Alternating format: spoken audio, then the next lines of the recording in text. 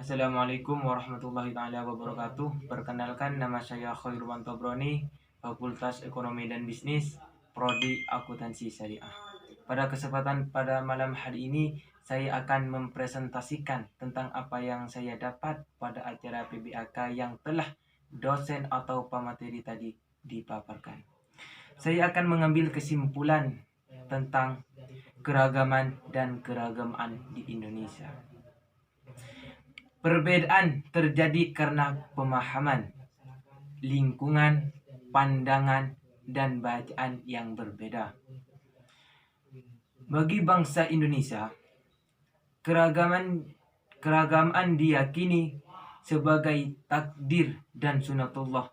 Ia tak diminta, melainkan pemberian Tuhan yang mencipta. Jadi di sini saya ngambil kesimpulan tentang keberagamaan. Jadi keberagaman itu di bangsa Indonesia ini diyakini sebagai takdir dan sunnatullah. Karena kenapa? Karena perbedaan agama itu tidak diminta, melainkan diberi oleh yang pencipta. Nah, saya sekarang akan membahas tentang perbedaan, yang mana perbedaan tersebut biasanya memutih kekerusakan di antara satu kelompok dengan kelompok yang lain. Biasanya terjadi konflik ataupun perpecahan di suatu bangsa jika di suatu bangsa itu terjadi perbedaan pendapat. Namun perbedaan pendapat tadi bisa merusak jikalau perbedaan tersebut tidak dilurusi dengan secara benar-benarnya. Bahwasanya jikalau kita mendapati perbedaan pendapat di suatu hal maupun itu di suatu organisasi ataupun suatu pandangan ataupun pikiran ataupun pemahaman, maka kita harus mengambil perbedaan tersebut secara bijak. Dengan landas apa kita harus mengambil perbedaan itu dengan secara bijak? Dengan cara terbaik adalah dengan melihat nilai kebaikan dalam setiap ajaran. Misalnya kita terdapat perbedaan suatu ajaran, maka lihat dululah perbedaan tersebut, di mana perbedaan tersebut pasti ada yang positif dan ada yang negatif. Maka kita di situ harus melihat dan kita mengambil keputusan yang bijak dengan keyakinan, dengan background orang lain. Kita lihat orang yang berpendapat dengan orang yang berpendapat satunya, kita ngambil kebijakannya dengan melihat background orang itu tersebut. Jikalau orang si A, misalnya si A berpendapat bahwasanya si A itu tidak tahu apa-apa, namun dia itu berpendapat, maka kita harus mengambil kebijakan dengan si B, karena si B itu berpendidikan, dia itu berilmu, dia itu bijaksana, maka kita harus mengambil kebijakan tersebut dengan background orang tersebut.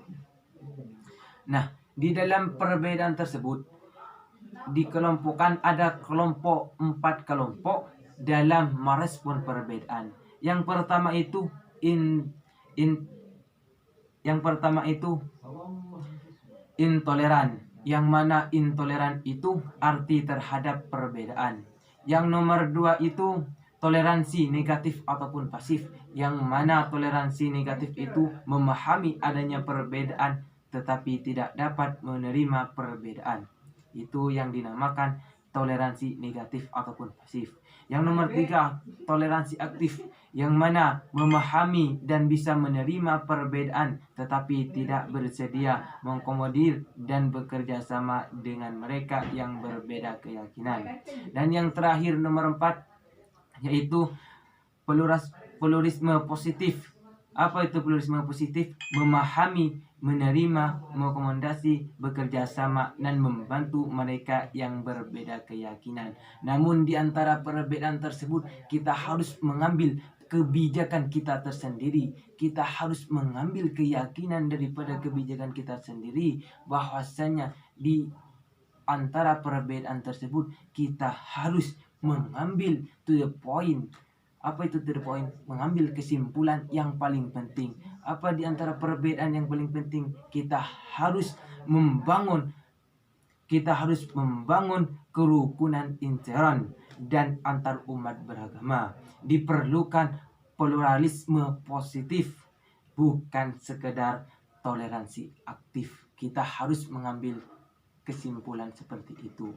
Apa kesimpulannya? Membangun kerukunan intern dan antar umat beragama. Diperlukan pluralisme positif, bukan sekedar toleransi aktif. Sekian dari saya. Wassalamualaikum warahmatullahi wabarakatuh.